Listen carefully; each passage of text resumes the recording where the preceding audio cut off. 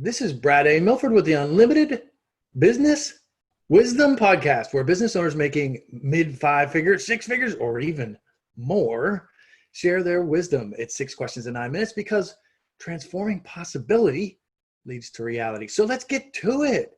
Question number 1. In a few sentences, Annabelle, tell me who you are and what you do.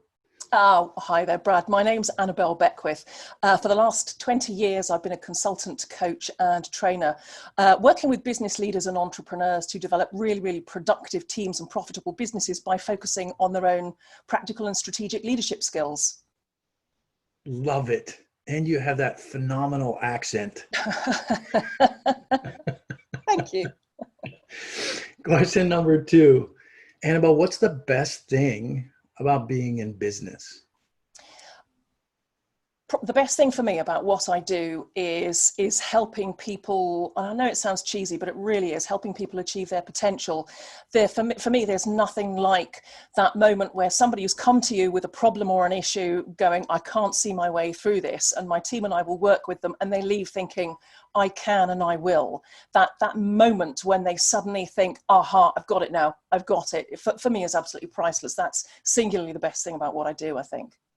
I love it. I love it. The aha moment. I finally got it. Every time. Yeah. Touches our hearts, doesn't it? It does. Yeah, it does. Excellent. Question number 3. Even during this time, during this COVID time and these crazy unprecedented times, we still hear from lots of business owners. They're getting so much business that sometimes the chaos is causing overwhelm. Tell me your thoughts on that, Annabelle. It's an interesting one, isn't it? I think we've all fallen into that trap at some point or another. And for me, one of the key things is to be really clear about my own goals, my own personal goals and business goals, and to remain focused on those. So when opportunities in inverted commas come up, to sense check those and think, are they taking me closer to my goal? Or are they distractions? And also to learn to say no to the things that are distractions, because as I've learned to my cost in the past, if we keep saying yes to other people's things, de facto, we are saying no to something important of our own. And that can be a difficult thing because we want to be helpful. We want to take on the work. We don't want to turn work away. And yet sometimes the right thing to do is to say no in the interests of continuing to move in a really focused and direct manner towards our own aspirations. I couldn't love that anymore. What to do and what not to do. Question number 4. What other successful business owners like yourself, Annabelle, should be on the Unlimited Wisdom Podcast? There's two people who sprang to mind immediately, both very good friends of mine. One is a lady called Kirsty Innes, who is a strategic marketing expert. She's based here in Scotland, and she is absolutely phenomenal. I have never seen anybody being as thorough as she is around the whole area of marketing. A lot of her work is offline. Again, a lot of it is online as well, but she's absolutely fantastic. And she's got a really interesting approach to blending your external brand and your internal culture, which are actually two sides of the same coin, if you will. And the other one is another very good friend of mine called Susan Granfield, who is, her specialism is mindful leadership. So at the moment, her focus is very much on mindfulness and resilience and maintaining the presence of mind to make quality decisions, which, let's face it, in our current climate with everything that's going on is absolutely critical. So those are two people who would spring to mind immediately because they're fantastic at what they do and they get great results for their clients. Phenomenal. Thank you very much for that. Question number 5. Let's get to the crux of this. Yeah. What piece of wisdom, Annabelle, would you share with other business owners?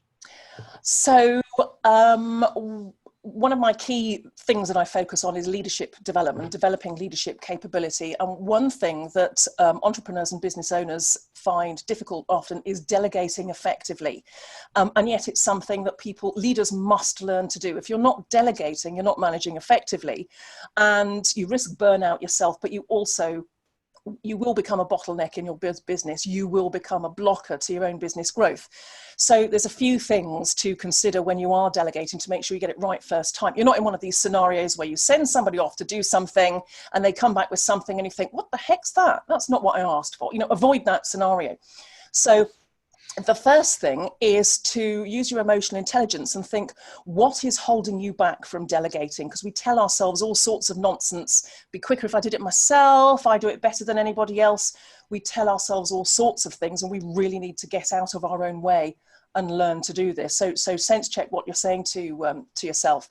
The next thing, obviously, is choosing the right task to delegate and delegating to the right person. So not just picking any old randomer who happens to walk across your field of vision at that time. Does this person have the skills, the capability to actually undertake that task, or do you have time to train them to do it? Both really important questions. Obviously, I'm talking about reasonably complex tasks here. I'm not talking about, changing a printer cartridge or something, which takes a matter of moments. The third thing, and this is where it often starts to fall apart, is giving really clear instructions. Often we'll give instructions that we think are clear, but they're not. So what exactly do you want in terms of the outputs and the results? Is there a specific process you want them to follow? If not, perhaps they can do their own thing. What are the timescales? Avoid ambiguous language like as soon as possible, which could be anything from drop everything and do it now to, next week, when you have a few minutes, when exactly. Be as specific as possible. Make sure there's no margin for error. Having done that, check they get it, check for understanding, which might be as simple as saying to them, okay, so how are you going to approach this? I've given you this task. Talk me through how you're going to tackle this. And it should become apparent in their answer whether they really got what you're asking them to do or not. Gain their commitment. Now, there is something about the word commit. Quite often people will go, yeah, without recognizing how important it is to actually complete the task properly. Sometimes they'll go, I'll try. And, in the words of Yoda, there is no try. There is only do or do not do. But it's can you commit to doing that? And make sure you do get that commitment. Also, make sure that they know from you that if there's the faintest chance that they might not be able to meet that commitment, that they let you know at the earliest opportunity. They don't spring on you at the last minute. Oh, sorry, I didn't get that thing done because X, Y, Z. They're flagging up these things as soon as they can. And of course, the final thing is make sure in this conversation that you're offering the support that they might need from you to help them go through this task. That was amazing. It's a quick canter through. I felt like I was rushing it a bit, but I know we've got 9 minutes. And so well done. And honestly, I just want to share with you, I'm moving through the space myself. So a lot of the points were resonating with me, and I'm super grateful for you for sharing those today and with the audience.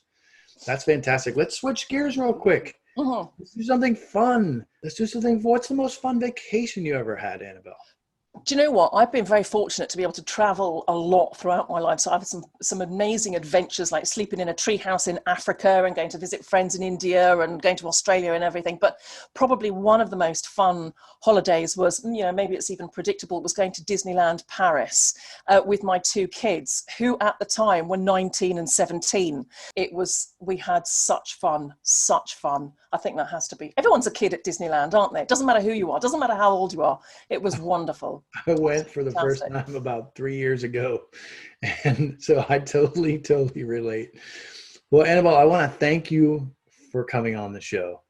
What's the website so people can find you after this? Because I know they're going to want to look you up. So what's the easiest way for them to get in touch with you?